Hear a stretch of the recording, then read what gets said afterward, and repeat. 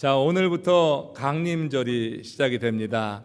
오늘 말씀의 제목을 선택의 기로에 섰을 때 이렇게 정해봤는데, 우리가 이 강림절이라고 하는 것은 영어로는 애드번트 이렇게 말을 하죠. 예수 그리스도의 오심을 기다리는 절기, 이걸 우리는 강림절 또 혹은 대강절이라고도 하고요, 대림절이다, 이렇게 여러 용어로 이렇게 설명을 합니다. 자, 주님께서 오시는 이 계절이죠. 그래서 강단 위에도 지금 초가 이렇게 장식되어 있어서 이제 대림절 첫 번째 절부터 촛불을 하나씩 둘씩 밝혀가면서 성탄절에는 5개의 불이 다 들어오게 되어 있어요. 이 불의 의미를 여러 차례 들으셨으니까 다 기억하시려고 생각하는데, 그래도 다시 한번 리마인드 시키면은 이게 소망의 주로 오시는 예수 그리스도를 기다린다는 그런 의미가 있고요, 평화의 주, 사랑의 주, 또 기쁨의 주로 오시는 예수 그리스도를 기다린다는 의미에서 매주 이렇게 하나씩 불을 밝혀가게 되는 것입니다. 이 대림절, 이 강림절에 우리가 깊게 묵상해 봐야 될 말씀이 저는 하나 있다고 생각하는데, 그게 이제 빌립보서 2장 6절에서 8절에 있는 말씀이다, 이렇게 생각이 들어요. 그는 근본 하나님과 본체시나 하나님과 동등됨을 취할 것으로 여기지 아니하시고 오히려 자기를 비어 종의 형체를 가지사 사람들과 같이 되셨고 사람의 모양으로 나타나사 자기를 낮추시고 죽기까지 복종하였으니 곧 십자가에서 죽으심이라, 이 말씀입니다. 그렇죠? 여러분, 오늘 말씀의 제목이 선택의 기로에 섰을 때라고 했어요.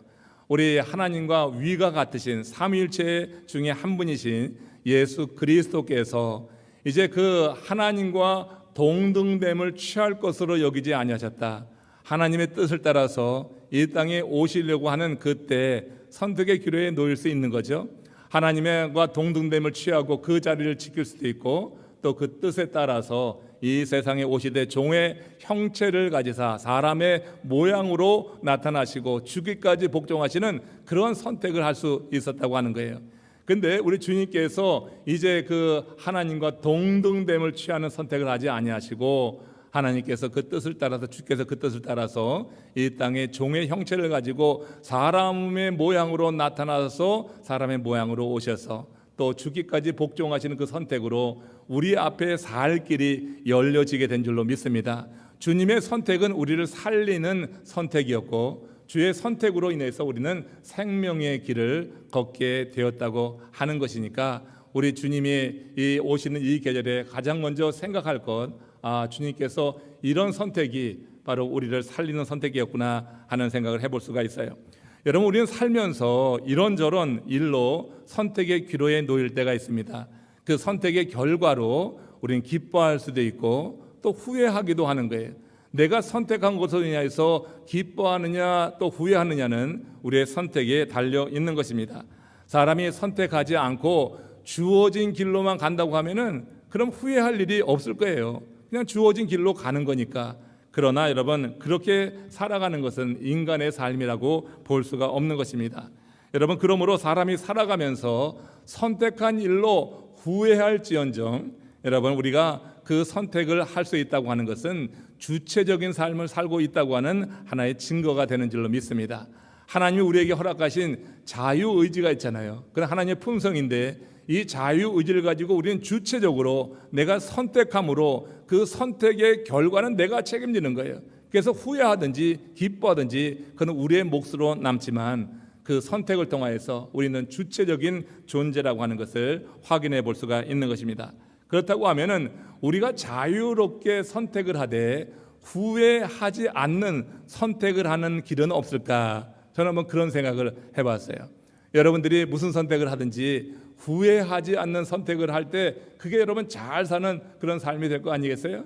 오늘 말씀을 중심으로 해서 내가 자유롭게 하나님의 허락하신 자유의지를 가지고 자유롭게 선택하는데도 불구하고 그 선택을 통하여서 후회해서 슬퍼하거나 좌절하거나 절망하는 것이 아니라 이 선택이 정말 하나님의 은혜 안에서 바른 선택이 되어서 늘 기쁨과 감사로 충만한 그런 삶, 이거 사는 비결이 무엇일까? 오늘 말씀에서 한번 저는 그 답을 한번 찾아보기를 원하는 것입니다. 대강절에 하나님이 주시는 말씀으로 받으시기를 주의 이름으로 축원합니다. 하나님께서 이 계절에 우리에게 하나님께서 친히 그렇게 행하셨고 우리에게 그렇게 살라고 주시는 말씀으로 받을 수 있는 거다. 오늘 본문 이제 사도행전 20장 24절에서 바울이 고백하는 이 선언을 같이 한번 읽으면서 본문으로 들어가겠습니다. 합독하겠습니다. 내가 달려갈 길과 주 예수께 받은 사명 곧 하나님의 은혜의 복음을 증언하는 일을 마치려 하면은 나의 생명조차 조금도 귀한 것으로 여기지 아니하노라. 자, 바울은 선택의 기로에 서 있습니다. 주께 받은 사명 곧 하나님의 은혜의 복음을 증언하는 이 일을 행하느냐 마느냐, 그는 선택의 기로에 놓여 있는데 그는 이 복음을 증언하겠다고 택한 것이죠. 그러면서 하는 얘기가 뭐냐면 나의 생명조차, 내가 택한 이 선택, 이 길을 가는데 나의 생명조차 귀한 것으로 여기지 않는다고 했으니까 바울은 주의 은혜의 복음을 전하는 이 선택을 하면서 후회를 하지 않았다고 하는 것입니다. 사람이 자기에게 있는 하나의 생명을 귀한 것으로 여기지 않을 만큼 자신이 선택한 그 삶에 대해서 책임 있는 삶을 살아가고 그 선택한 삶을 통하여서 하나님이 함께 하시는 그런 삶을 살고 있다고 하는 믿음 속에서 지금 바울은 이렇게 선언하고 있다고 생각해요. 이 말이 나오게 된 배경이 있습니다. 바울이 3차 선교 여행을 마치고 예루살렘으로 돌아갈 때였습니다. 그 예루살렘으로 돌아가는데 성령이 사도 바울을 감동시키는 거예요. 돌아가는 길에 여러 성을 거쳐서 가게 되는데 그 성을 지나서 예루살렘으로 향해 나갈 때마다 성령이 그 마음 가운데 주는 감동이 사도행전 20장 23절에 이렇게 임하게 되는 겁니다. 합독하겠습니다. 오직 성령이 각 성에서 내게 증언하여 결박과 환난이 나를 기다린다 하시나 그랬어요. 그러니까 성령이 그가 가는 곳마다 예루살렘으로 향하여 나갈 때 이제 중간중간 그 기착지에 있을 때 성령의 감동이 임하는데 그 감동은 예루살렘으로 가게 되면 결박과 환난이 너를 기다리고 있다, 이런 감동, 이런 깨우침을 주는 거예요. 그런데 바울의 마음의 또 한켠에는 내가 주 예수께 받은 사명 곧 하나님의 은혜의 복음을 전하는 그 일을 위해서는 내 생명조차 귀한 것으로 여기지 않겠다고 하는 그 마음이 동시에 있는 거예요. 성령이 주시는 감동은 사실입니다. 이제 예루살렘으로 들어가게 되면 거기에 결박이 있고 이제 바울은 환난을 당해야지 됩니다. 그러나 한쪽 마음에는 또 어떤 생각이 있습니까? 내 생명조차 귀한 것으로 여기지 아니하고 내가 사명 있는 삶을 살겠다. 이 사명이라고 하는 것은 하나님께 받은 하나님의 은혜의 복음을 증언하는 게 바울이 받은 사명이라고 하는 게, 그러니까 이 사명감을 가지고 사도 바울은 그 앞에 결박과 환난이 기다리고 있지만 그 안에 사명감이 더욱더 뜨거우니까 이렇게 결박과 환난이 기다리고 있다고 함에도 불구하고 바울은 예루살렘으로 나가게 되는 것입니다. 이제 성령께서 결박과 환난이 기다리고 있다고 하는 마음을 주셔서 돌아선 것이 아니라 그럼에도 불구하고 하나님이 그 마음에 주신 사명감이 더욱더 뜨거워서 그런 두려운 순간 결박과 환난을 당한다 할지라도 이 사명감이 바울을 이끌어가는 거예요. 그래서 예루살렘으로 나가게 되었다고 하는 것. 바울은 성령의 매임을 받았다, 이런 표현을 해요. 성령의 매임을 받아서 예루살렘에서 복음을 증거하는 것, 그것이 후회 없는 선택이 될 것이다 하는 것을 알아서 결박과 환난에도 불구하고 예루살렘으로 향해 나간다. 그는 후회 없는 선택을 한 것이라고 믿습니다. 우리가 여러분 살면서 자유의지를 가지고 이왕이면 후회 없는 선택을 하는 것이 얼마나 행복한 삶인가. 그럼 후회 없는 삶은 어떻게 행하는 것인가? 성령의 감동을 따라서 하나님이 우리에게 주신 사명대로 살아가게 될 때 후회 없는 삶이 될 줄로 믿습니다. 바울은 자기의 생명조차 귀한 것으로 여기지 않는다. 이 사명을 이루는 일을 위해서는 내 생명조차 귀한 것을 여기지 않겠다, 이렇게 다짐을 하고 나가는 거니 바울은 정말 후회 없는 삶을 산 사람이라고 말할 수가 있습니다.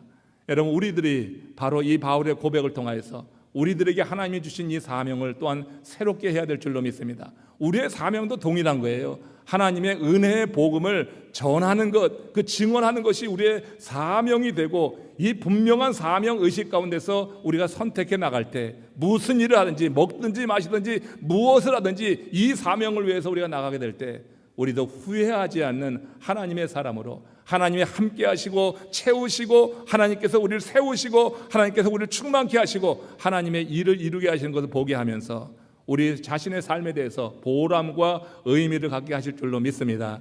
그래서 후회하지 않게 되는 거예요. 제가 얼마 전에 교회에 오는데요, 앞에서 오는 차가 전조등을 반짝반짝 하는 거예요. 그걸 보는 순간에 반사적으로 이제 브레이크를 밟는 거죠. 한국에 있을 때 여러분 예전에 그런 일이 많았어요. 앞에서 오는 차가 이제 번쩍번쩍일 때가 있어요. 특별히 시골길을 갈 때 이제 산등성에 이렇게 돌아서 가면은 그 돌아가는 길에 그 앞에 뭐가 서 있어요.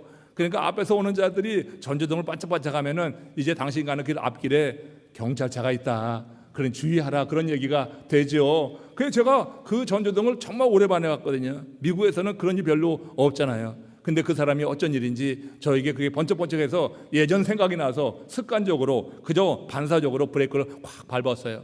그래서 속도를 쫙 줄이고 가는데 얼마 가지 않아서 그 앞에 진짜 경찰차가 있더라고요. 걸릴 뻔했다고 하는 것입니다. 여러분, 미국에서는 이 전조등 켜는 것 별로 하지 않아요. 우리 해주지도 않고 나도 하지도 않아요. 그냥 잘 보지 못하는 일인데 사실 그건 바람직한 신호도 아니죠. 그러나 그날 저를 알지 못하는 어느 한 사람이 저를 위해서 이거 켜줬다고 생각이 들어요. 그렇잖아요? 내가 보상할 것도 아니잖아요. 그럼에도 불구하고 그는 안 해도 될 일을 하면서 그 앞에 있는 경찰차를 의식하게 하고 이렇게 속도를 줄여서 딱지를 떼게 하지 않았다고 하는 사실, 얼마나 고마웠는지 몰라요. 근데 여러분, 그 고마움과 함께 제 마음에 든 생각, 깨달음이 하나 있는데, 이게 바로 우리들 믿는 자들이 행하고 살아갈 삶이구나. 저는 거기서 일종의 사명을 생각해 봤어요. 우리의 사명이 무엇이냐? 그건 여러분, 멸망길로 향해 나가는 한 영혼, 그 영혼을 향하여서 우리가 사인을 보내는 거예요. 복음의 빛으로 사인을 보내는 건 줄로 믿습니다. 그들은 그곳으로 나가서 사단이 그들을 기다리고 있고 사단이 그들을 사로잡는 것다고 하는 것을 알지 못하고 그렇게 이런 빠른 속도로 멸망길로 향해 나간단 말이에요. 우리가 여러분 복음의 빛을 받은 사람으로서 그 빛을 그들을 향하여서 어떤 형식으로든지 반짝반짝 해야 될 줄로 믿습니다. 너희들이 가는 그 앞길에 사단이 입을 벌리고 있단 말이야 하는 것을 알리는 것이 우리의 사명이 되어야 된다고 하는 것. 그래서 그들의 생명을 얻게 하는 것, 이것이 우리 믿는 자의 사명이 아닐까 하는 생각을 한번 해봤습니다. 여러분, 사도 바울은 그런 사명감에 충만해가지고요, 이렇게 내 생명조차 귀한 것으로 여기지 않는다. 예수 그리스도께 받은 사명, 하나님의 은혜의 복음을 증언하는 일을 마치려 하면은, 내가 그 일을 끝까지 내가 어떻게든지 마치려 하면은 내 생명조차 귀한 것으로 여기지 않는다고 했으니 그 사명으로 아주 추천한 사람이었다. 그래서 고린도전서 9장 19절에는 이런 말까지 했던 거예요. 합독하겠습니다. 내가 모든 사람에게서 자유로우나 스스로 모든 사람에게 종이 된 것은 더 많은 사람을 얻고자 함이라. 여러분, 우리가 다 모든 사람에게 자유로운 하나님의 사람인 줄로 믿습니다. 그러나 우리도 스스로 모든 사람에게 종이 될 수 있어야 되는데, 이는 더 많은 사람을 얻고자 함이라. 우리가 여러분 반짝반짝 빛을 비추면서 그들 심령 가운데 복음의 빛으로 통하여서 그들의 영혼이 생명을 얻게 하는 그 일, 그래서 더 많은 영혼을 얻는 그 일을 위해서 내가 자유로웠지만, 그러나 스스로 누가 뭐라고 하는 것이 아니라 내가 자유로운 영혼이지만 스스로 내가 그들의 종이 되어서 그들을 더 얻고자 한다고 하는 이 고백을 우리가 마음에 새겨 봅니다. 여러분, 바울은 로마 시민권을 가진 자였어요. 육체적으로 자유로운 자였다고 하는 것입니다. 그는 예수 그리스도를 다메섹에서 만난 이후에는 영적으로도 자유였어요. 복음 안에서 자유를 누리는 사람이 바울이었습니다. 그러나 그는 지금 스스로 종이 되어서 형제들을 섬기는 선택을 하겠다고, 그 일에 모든 것을 걸겠다, 이렇게 지금 선언하고 있는 것입니다. 바울은 베드로 앞에서도 꼬박꼬박 자기의 할 말을 했던 사람이에요. 소신이 있는 그런 사람이었어요. 베드로가 한 번은 저 이방인들과 밥을 먹고 있었는데, 근데 유대인들의 무리가 그곳으로 온 거예요. 그러니까 베드로가 깜짝 놀라가지고 벌떡 일어나서 슬쩍 나가버리는 거예요. 그 모습을 보고 바울이 얼마나 책망을 했어요. 가식적인 그런 삶을 산다고 베드로를 책망했더니가 바울이라고 하는 것입니다. 이 바울이 지금 스스로 종이 되어서 자존심을 죽이고 여러 사람들에게 그렇게 섬기는 자로 자기를 낮추겠다고 하는 거예요. 왜 그렇습니까? 여러분, 다른 이유가 있는 것이 아닙니다. 그것이 자신에게 주어진 사명이요 하나님의 뜻임을 분명히 알았기 때문에 모든 사람에게 자유롭지만 이 바울이 스스로 모든 사람의 종이 되어서 더 많은 한 영혼이라도 더 얻기 위해서 그 사명 있는 삶을 살겠다. 그는 그야말로 진리를 깨달은 이후에 그것이 후회 없이 사는 삶임을 알아서 이렇게 시행하고 있는 거예요.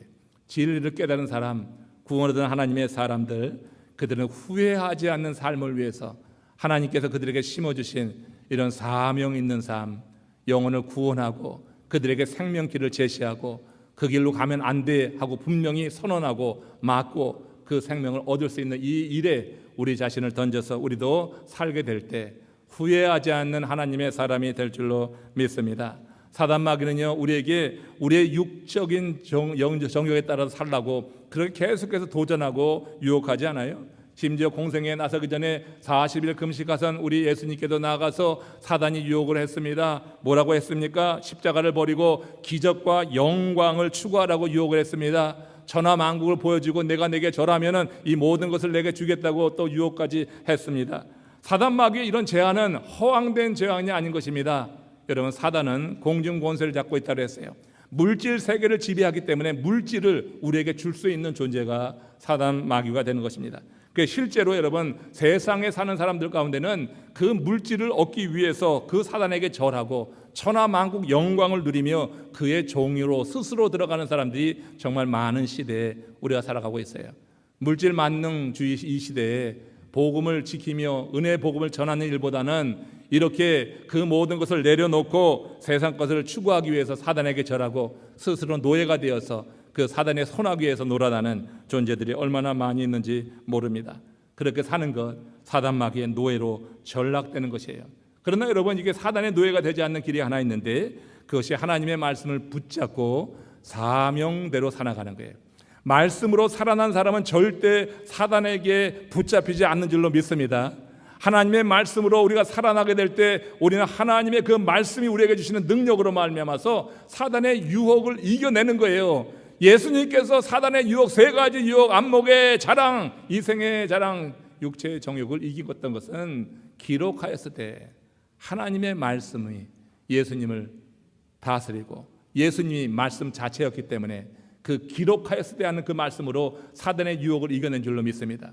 사단이 작정하고 우리를 넘어뜨리려고 하면요, 우리가 이길 방법이 없어요. 사람이 뭐 지식으로 되는 게 아니거든요. 살아온 경험으로 사단의 유혹을 이길 수 있는 게 아니에요. 안목의 정욕, 육체의 정욕, 이생의 자랑, 이런 것들을 이기는 방법은 절대 세상 것으로 되는 게 아닙니다. 하나님의 말씀으로 살아나야 될 줄로 믿습니다. 그래서 우리도 예수님처럼 기록되었으되 하면서 그 사단이 우리를 유혹할 때 물리쳐 낼 수 있고 우리에게 주어진 사명을 새롭게 하면서 우리는 후회하지 않는 선택을 하게 된다고 하는 것이에요. 여러분, 그렇게 사는 건 이 사단의 노예로 전락해 사는 것을 우리가 만족하고 살아가는 사람들이 많이 있는 이 시대에 하나님의 말씀을 들을 수 있는 귀를 하나님이 주신 것으로 인해서 하나님께 이 시간 감사와 찬양과 영광을 돌리기를 축원합니다. 하나님 말씀 들리시면 아멘. 하나님의 말씀으로 살아나시기를 원하시면 아멘. 우리가 40일 동안, 지난 40일 동안 하나님의 말씀이 나를 살리는 경험들을 매일같이 하면서 살아왔는데, 그래서 진정으로 감사하며 추수감사절 예배를 올렸는데, 이제 이후의 삶이 하나님의 말씀이 날 통치해서 이런 세상의 유혹으로부터 우리 자신을 지키고 하나님이 내게 맡겨주신 사명을 이루며 선택하는 가운데 절대 후회하지 않는 하나님의 사람으로서 나가기를 원합니다. 여러분, 우리 주님께서는 이렇게 그 사명대로 살았다고 하는 것을 꼭 기억해 주세요. 예수께서 세상에 온 목적을 망각하고 돌을 떡으로 만들었다고 하면 어땠을까? 그런 생각을 해보지 않아요? 망각하고 말이에요. 주의 사명을, 주님께서 사명을 잃어버리고 돌을 떡으로 만들어 먹었다고 하면 육신적으로 예수님도 허기졌는데 그 40일을 금식하고 돌을 떡으로 만들어 먹으라 하면 내게 능력이 있는데 그 능력을 발휘해서 그 돌을 떡으로 만들어 먹었다고 하면 예수님은요, 분명히 세상에서는 화려한 스타가 되었을 거예요. 아니, 돌을 떡으로 만든 사람이 세계에 어디 있어요? 그러나 예수님은 그런 능력이 있어요. 실제로 그렇게 행한다고 하면 세상 사람들이 얼마나 환호를 하겠어요. 그러나 세상을 구원하는 구세주는 되지 못한 줄로 믿습니다. 그 능력을 그렇게 쓰라고 있는 것이 아니기 때문에 예수님은 말씀에 붙잡혀서 하나님의 영광을 바라보셨기 때문에 사단의 유혹을 이기고 마침내 이 땅에 오신 목적을 이루어내셔서 십자가의 대속의 죽음을 죽으시고 그 십자가상에서 뭐라 그랬어요? 내가 다 이루었다고 하는 거예요. 여러분, 세상에 다 이루었다고 하며 생을 마치는 사람이 후회하는 사람이 어디 있어요? 많은 사람이 지금 이 자리에 있는 여러분들도 정말 내 때가 마지막, 오늘 하루 남았다고 하면 얼마나 많이 후회를 하고 내가 잘못 살았다 그렇게 탄식할 사람들이 여기 얼마나 많이 있습니까? 여러분들의 삶이 후회 없는 선택을 하면서 마지막 순간이 온다 할지라도 우리 주님처럼 다 이루었다고 하는 이런 과감한 선택하고 선언을 할 수 있는 것은 하나님이 내게 주신 사명대로 하나님 말씀에 붙잡혀 살게 될 때 우리는 후회하지 않는 선택을 하였기 때문에 우리가 이렇게 선언할 수 있다 믿습니다. 이것이 여러분 우리의 고백이 되었으면 좋겠어요. 그게 사명자의 승리의 선언이라고 하는 거죠. 스위스의 사상자인 칼 힐티가 그런 말을 했습니다. 생애 최고의 날은 자기 인생의 사명을 자각하는 날이다. 우리 인생의 최고의 순간을 들라고 하면은 사명을 자각하는 거예요. 모든 믿는 사람이 사명을 자각하는 건 아니에요. 믿는다고 하지만 정말 구원에 이르는 믿음이 아니어서 입술만 가지고 그렇게 믿는다고 하는 이들은 사명을 발견할 수가 없어요. 그러나 구원에 이르는 하나님의 사람들, 그 믿음을 고백한 사람이라고 하면은 반드시 하나님이 사명을 자각하는 그 순간을 허락하시는 줄로 믿습니다. 그것이 바로 최고의 날이에요. 그게 최고의 순간이에요.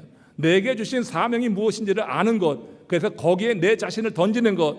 사도 바울이 내 생명조차 귀한 것으로 여기지 아니하겠노라.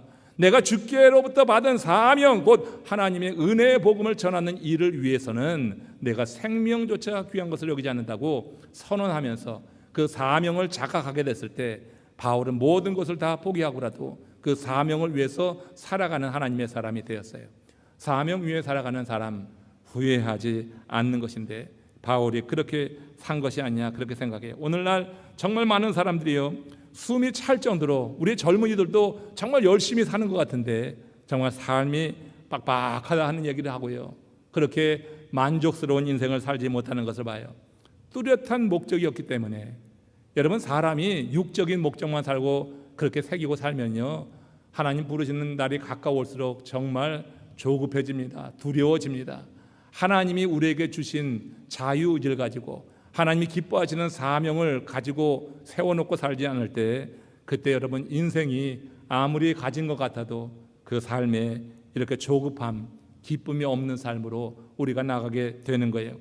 정말로 남들이 다 하니까 안 하면 뒤처질 것 같아서 사람들 꽁무니 쫓아가는 삶이에요. 내 삶이 아니라 내 앞에 가는 사람들 뒷꽁무니만 쫓아서 그렇게 여러분 사람들 닮아가는 거예요. 세상 사람들이 비슷해. 사는 모습이 비슷해. 사는 모습들이 비슷해요. 우리 한국에 가보니까 많은 사람들이 비슷하더라고. 여성들이 비슷해. 사람들이 사는 아파트 비슷해. 그 상력과 같은 아파트가 얼마나 많은지 몰라요. 그죠? 미국에 사는 우리들이 한국 가서 놀라는 게 그거 아니에요. 아파트 단지 보면 정말 대단하지 않아요? 그 성냥갑 같은데 다 똑같은 가치를 가지고 그 안에 갇혀서 그렇게 살아가요. 많은 사람들이 앞서 있는 사람 뒤쫓아가면서 닮아가는 걸 인생의 목표로 삼아가지고는 정말 여러분 그 삶에 만족이 없다고 하는 거예요. 하나님이 주신 은혜 안에서 우리가 분명한 사명을 가지고 비전을 가지고 그 목표를 향해 나가게 될 때 우리도 끝에 가서는 다 이루었다고 하는 이 선언과 함께 우리 인생에 대해서 후회 없는 삶을 살았다고 그렇게 고백하며 주님 앞에 서게 될 줄로 믿습니다. 하나님이 기뻐하시는 목표가 없이 인간적으로 열심히만 산다고 하면요, 그건 그냥 하루하루 죽어가는 것뿐입니다. 목표 없이 그냥 열심히만 사면은 그냥 하루하루 죽어가는 거예요. 내 생명 단축하는 거예요. 그게 무슨 의미가 있어요? 하나님이 새겨주신 비전 없이 목표가 없이 그저 여러분 하루하루 살아가는, 그게 죽어가는 인생 속에 무슨 기쁨이 있어요? 우리 안에 분명히 하나님이 새겨주신 그런 분명한 목표가, 내 삶의 비전이 성령 안에서 확실히 세워지는, 새겨지는 하나님의 사람들 되기를 주의 이름으로 축원합니다. 성령이 내 마음에 새겨주시는 거예요. 성령께서 나로 살라고 도전하는 거예요. 거기에 내가 응답해서 그렇게 아멘으로 하며 그런 선택을 하고 나가게 될 때, 그때 비로소 후회 없는 인생이 되는 것이지, 열심히 인간적으로만 살아간다고 하는 것은 그냥 하루하루 죽어가는 것이다. 그러니 얼마나 두려워요. 죽을 날이 가까울 때 얼마나 두렵냐고요. 하루하루 죽어가는 거, 생명 단축하는 것을만 느껴지니 그 삶의 행복과 만족을 누릴 수가 없는 거예요. 성령의 특별하신 역사 속에서 우리 안에도 어떻게 살아가야 될까, 하나님이 그려주시는 그림이 오늘 이 시간 성령의 역사 속에서 새겨지기를 주의 이름으로 축원합니다. 지난 40일 동안 우리가 함께 기도하면서 우리 저 여호수아가 이스라엘 지파에게 이제 땅을 분배하고 난 이후에, 땅을 분배하고 났는데 그 지파들이 나가서 싸우질 않는 거예요.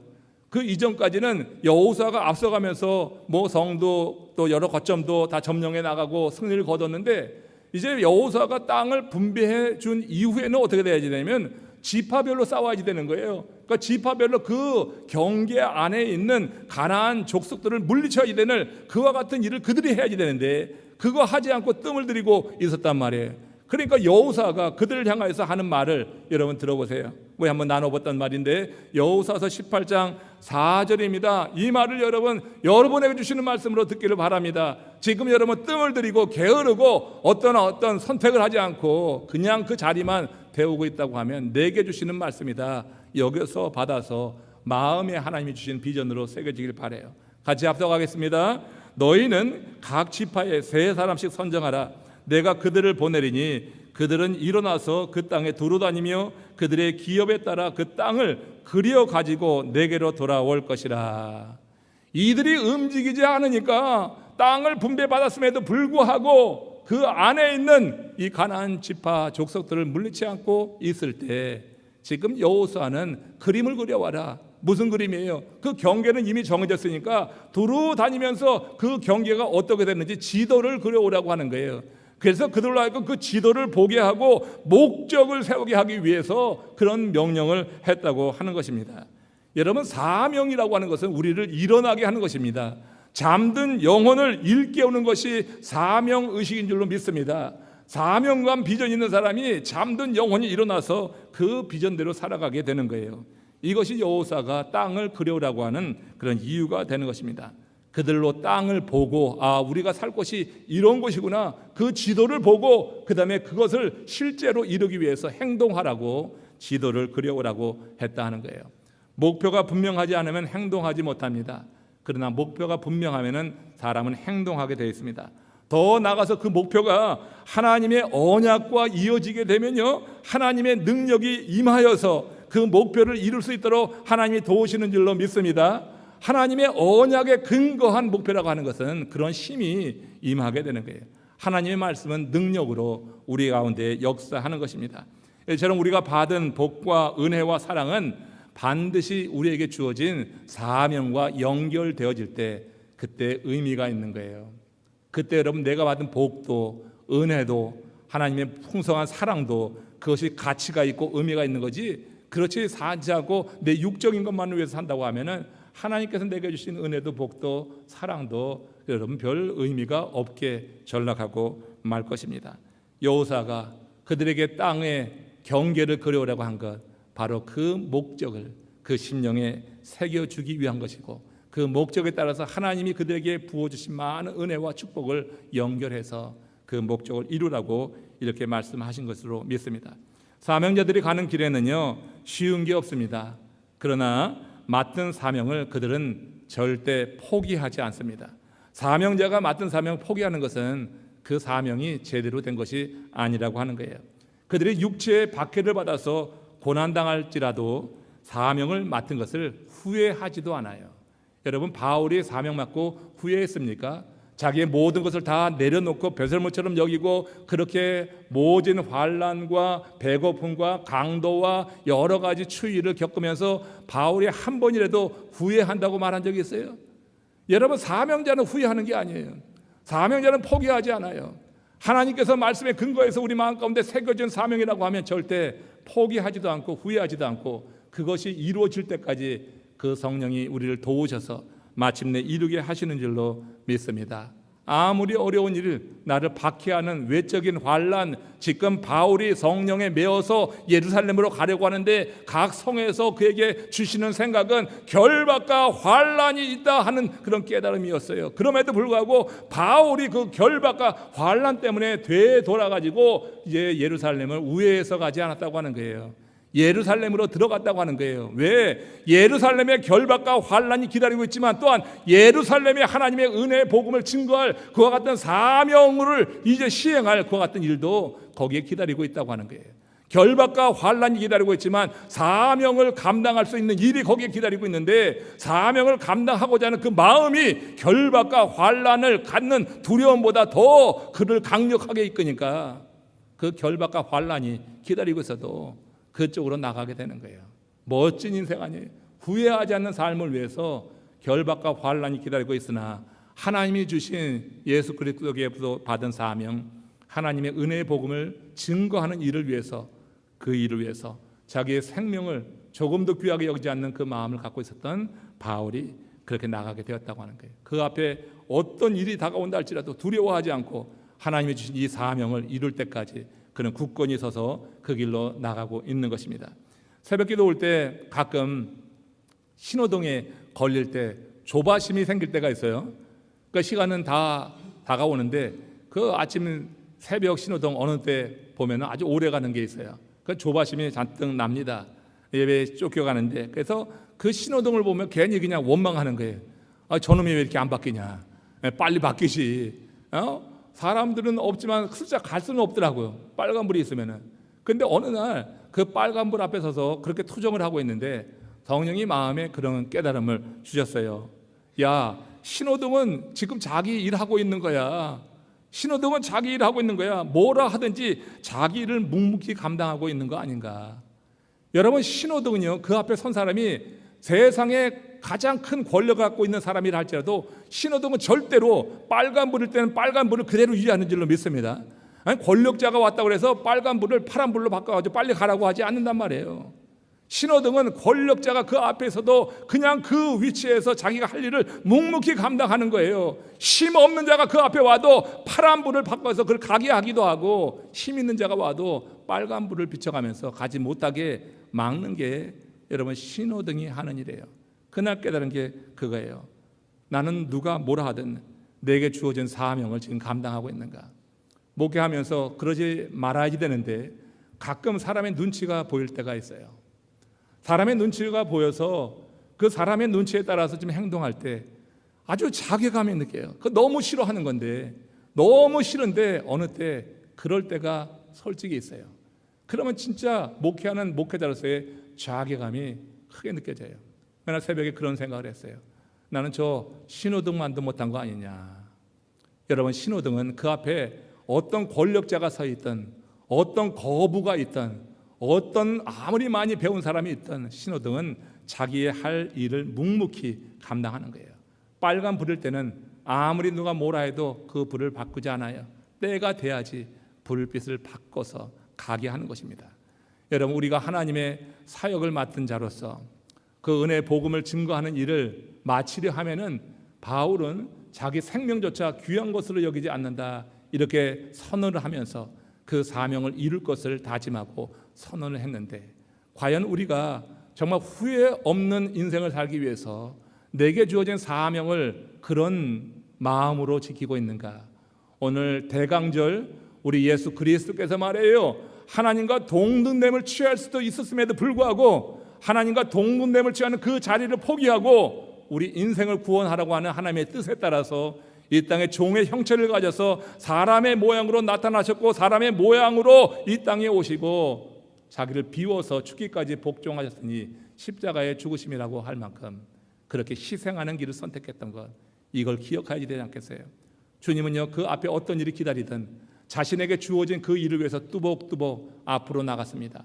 사도 바울이 큰 은혜를 받고 다메섹에서 그 부활하신 주님을 만난 이후에 사도 바울에도 완전히 삶의 가치관이 변했습니다. 하나님이 그에게 심어주신 특별한 은혜와 그 사명이 있었습니다. 이방 임금들과 이방인에게 복음을 증거하라고 하는 이방의 사도로서 사명을 받은 이후에 그는 그 사명을 위해서 자기 생명을 조금도 귀한 것으로 여기지 않고 그 일을 위해서 살겠노라 선언했고, 실제적으로 그 일을 위해서 많은 사람들, 모든 사람들에게 자유하지만 스스로 종이 되었어도 더 많은 사람을 얻고자 그 일을 시행해 나갔기 때문에 바울의 삶에는 후회가 없는 거예요. 여러분, 모두가 다 전도자가 될 수는 없어요. 지금 이 시간 여러분들에게 그런 바울과 같은 전도자가 되라고 하는 이야기가 아니라, 여러분들이 구원 얻은 하나님의 사람으로 여러분 각자에게 크든 작든 하나님이 주신 사명이 분명히 있는 것입니다. 이 사명을 여러분 오늘 주 성령의 역사 속에서 성령이 깨닫게 하심으로 말미암아서 여러분 마음에 분명한 그림으로 새겨지기를 주의 이름으로 축원합니다. 그게 여러분 의미 있는 삶을 사는 거예요. 그게 가치 있는 삶을 사는 거예요. 그게 여러분 후회하지 않고 사는 거예요. 우리가 여러분 그런 목표가 없이 살다가 보면은 시간만 지나가는 거고, 시간만 지나가면 하루하루 죽어가는 거니 그 삶에 어떤 만족이 있겠어요? 여러분, 바울이 이렇게 신호등처럼 굳건히 자기가 서 있는 그 자리에서 그 앞에 누가 있든지 하나님께 받은 은혜의 복음을 증거하는 일에 이 바울은 꺼리낌이 없었다고 하는 거 한번 보여드릴게요. 사도행전 26장 29절 말씀입니다. 같이 하도록 하겠습니다.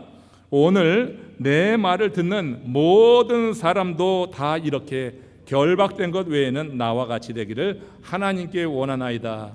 바울이 지금 로마로 압송되어 가기 전입니다. 아그리빠 왕 앞에서 자기를 변론할 기회를 아그리빠 왕이 준 거예요. 그럴 때 그가 이렇게 지금 말씀하고 있는 것입니다. 바울은 지금 신호등처럼 그야말로 자기 임무를 분명히 하고 그 자리에서 그것을 감당하고 있는 거예요. 앞에 있는 사람이 그 당시 최고의 권력자가 앞에 있어서 지금 그를 신문하고 있는 거 아니에요? 지금 그가 상대하고 있는 이가 그 지역에서 최고의 권력자라고 하는 거예요. 근데 바울은 자기 변명하지 않습니다. 복음을 전하는 것입니다. 그리고 나서 하는 얘기가 내 같이 이렇게 결박된 것 외에는 다 나와 같이 되기를 원하나이다. 누구 앞에서 지금 하는 이거예요? 지금 이게 아그리빠 왕 앞에서 하는 거예요. 아니 여러분, 이렇게 할 수 있는 사람이 과연 어디 있어요? 그 사명이 하나님의 말씀의 근거에서 생긴 사명이 아니면은 이렇게 할 수가 없는 거예요. 하나님의 비밀을 맡은 자로서 그 하나님의 은혜의 복음을 증언하는 것이 그에게 분명히 하나님이 주신 사명이라고 하는 인식이 없이는 권력자 앞에서는요 그렇게 말 못하는 거예요. 눈치 보게 되는 거예요. 그러면서 또 자괴감을 느끼겠죠. 여러분, 이 사도 바울은 그 앞에서 신호등과 같이 정말 그가 해야지 될 일을 또박또박 감당하고 있는 거예요. 그 권력자가 있지만 여기서 지금 빨간 불을 켜는 거예요. 당신 그렇게 가다가 죽어. 그러니까 서야지 돼. 당신도 결박된 것 외에는 나와 같이 되기를 내가 원해. 여러분, 이렇게 말할 수 있는 거 얼마나 담대하고 배짱 있는 선언이 되겠어요. 이거 죄수가 재판관에게 할 수 있는 말은 아니지만 신자가 불신자에게 할 수 있는 말이고, 신자가 불신자에게 반드시 해야 될 말인 줄로 믿습니다. 내 앞에 서 있는 사람이 힘이 있다고, 그가 나보다 부자라고, 그가 나보다 많이 배웠다고 입을 꾹 닫고 아무 말도 못하는 그런 비겁한 그런 신앙인이 아니라, 내 앞에 서 있는 사람이 과연 누구라 할지라도 그 영혼을 바라보면서 그의 배경을 보지 않고 그 심령을 보면서 우리 주님의 마음, 긍휼히 여기는 마음이 들어갈 때, 그때 여러분 담대하게 이렇게 선언하는 것, 하나님이 그것을 기쁘게 여기시는 줄로 믿습니다. 그러니까 하나님이 주신 사명을 이루면서 후회 없이 산다고 하는 것은요, 우리가 세상의 배경, 내 어떤 그 백을 가지고 되는 일이 아니더라. 하나님께서 나와 함께 하신다고 하는 믿음, 그리고 하나님의 말씀으로 살아난 이와 같은 경험, 그 성령의 충만함, 이런 것이 같이 어우러지게 될 때 우리는 우리가 감당하는 일을 후회 없이 선택하며 나가서 하나님 앞에 쓰임 받게 되는 줄로 믿습니다. 사도행전 20장 24절 한번 다시 한번 말씀 읽으며 정리하겠습니다. 같이 읽어보십시오. 첫 번째 읽었던 말씀인데 한번 정리하는 의미에서 다시 읽고 말씀을 마무리해 봅니다. 같이 읽습니다. 주 예수께 받은 사명, 곧 하나님의 은혜의 복음을 증언하는 일을 마치려 하면은 나의 생명조차 조금도 귀한 것으로 여기지 아니하노라. 나의 생명조차 조금도 귀한 것으로 여기지 아니하노라. 여러분, 이런 고백이 저와 여러분들의 고백이 되기를 주의 이름으로 축원합니다. 그러면 후회하지 않게 될 거예요. 한 목사님이 중형교회 부임에 가셨습니다. 그래서 목사님을 환영하는 만찬회가 열렸는데, 그 만찬회에서 한 권사님이 그 목사님과 나눈 대화예요. 목사님, 이제 이 많은 교인들의 요구를 다 만족시켜야지 될 테니 목사님 앞으로 참 힘드시겠어요. 이렇게 한 권사님이 그렇게 목사님께 말을 건넸어요. 그러니까 목사님이 하는 얘기가, 예, 권사님, 제 권사님이 하는 얘기는 무슨 뜻인지 다 알겠는데 제가 이 교회에 온 것은 단 한 분 만족시키기 위해서 왔습니다. 내가 그분을 만족시키면은 그분이 많은 성도 여러분들을 만족시켜 주실 것입니다. 이렇게 대답했다는 거예요. 멋지지 않아요? 여러분, 그분이 누구예요? 예수 그리스도죠. 그분이 누구예요? 우리 하나님이에요. 여러분, 주의 종은 사람을 만족시키는 것이 아닙니다. 하나님을 만족시키는 존재가 주의 종이 되어야 될 줄로 믿습니다. 여러분이 주의 종을 위해서 무엇을 도와주겠어요? 여러분들이 어떻게 주의 종과 동역하겠습니까? 여러분들 주의 종을 위해서 기도할 때 그가 하나님의 말씀에 온전히 서 있을 수 있도록, 그가 그 성령에 사로잡혀 있을 수 있도록, 그가 하나님과 더 많은 기도를 할 수 있도록, 그래서 영적으로 흔들리지 않도록 여러분 구하는 것이야말로 여러분들이 복받는 비결인 줄로 믿습니다. 주의 종은 그 자리에 서서 그 일을 감당하는 겁니다. 그러면 하나님께서 여러분들에게 그 복을 더하여 주시는 거예요. 여러분, 어떻게 이 많은 사람들을 주의 종이 일일이 만족하겠어요? 만족시켜 주겠어요? 여러분 생각이 얼마나 다릅니까? 어떤 성도님들은 그래요. 자기 주장하고 그 주장을 목사가 따라주지 않으면은 그러면 이상하게 시험에 들더라고. 그 다음에는 보는 눈길이 다르더라고요. 바라봐도 이상하게 째진 눈으로 보더라고요. 그 마음 가운데 이상한 생각이 일어나면서 여러분 참 힘든 시간을 갖게 하는 이들이 있어요. 어떻게 한 목사가 수백 명의 사람들 마음을 다 알고 그 마음을 다 충족시켜 줄 수가 있어요? 그 종이 하나님 앞에서 온전히 서 있다고 하면, 그 종이 하나님의 말씀을 정말로 인하여서 살아났고 그 종이 하나님의 사명을 맡은 자로 세상에 두려워하지 않고 후회하지 않는 선택을 하며 나가고 있다고 하면, 여러분, 하나님께서 그 종이 다스리는, 그 종이 함께 섬기는 그 양무리들을 하나님께서 복 주실 줄로 저는 확실히 믿습니다. 여러분들을 일일이 아시는 이는 목사가 아니라 우리 성령 하나님이 여러분의 사정을 아시는 거예요. 여러분 사정을 아셔서 하나님이 일하셔야지 여러분이 만족하지. 여러분, 한 사람을 만족시키려고 목사가 했었다가 다른 사람들이 또 다른 생각을 가지고 저항하고 하면요, 그거 정말 힘든 목회가 되어지는 거예요.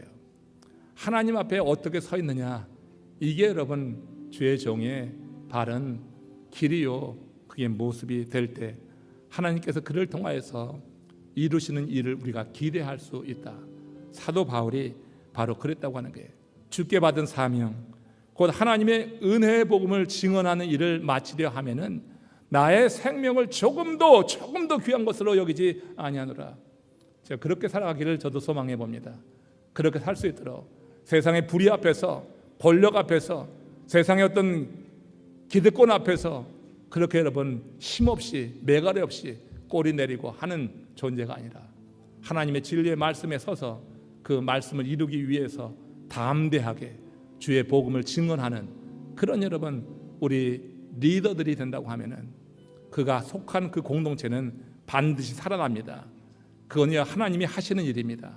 하나님이 살려주시는 것입니다. 하나님께서 그를 보고 하나님 그 마음에 감동도 주고 사람들을 붙여주고 상황을 개선해 가면서 하나님께서 이루시는 일이 분명히 있다고 하는 거예요.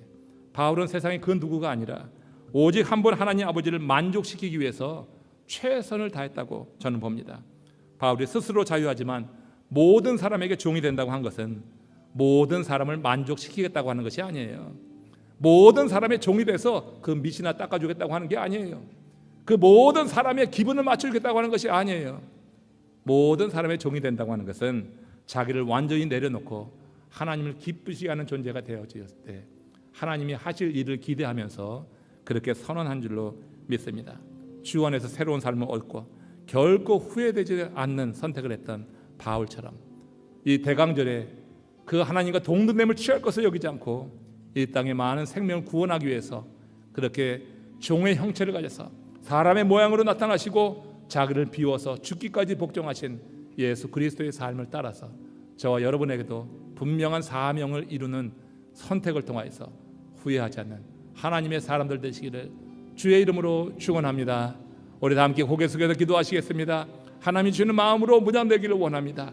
하나님 주시는 그 생각이 우리를 다스리기를 원합니다. 하나님 주시는 그런 생각으로 우리가 앞으로 나가기를 원합니다. 주저하지 않고 세상의 어떤 힘 앞에, 세상의 어떤 권력 앞에 우리가 주눅들지 않고 하나님 말씀을 받은 자로서 담대해지기를 원합니다. 우리 그런 기도 하나님 은혜를 더하여 주시옵소서. 우리의 기도가 되기를 원합니다. 우리 다 함께 합심으로 기도하시겠습니다. 오 자비하신 하나님 감사합니다.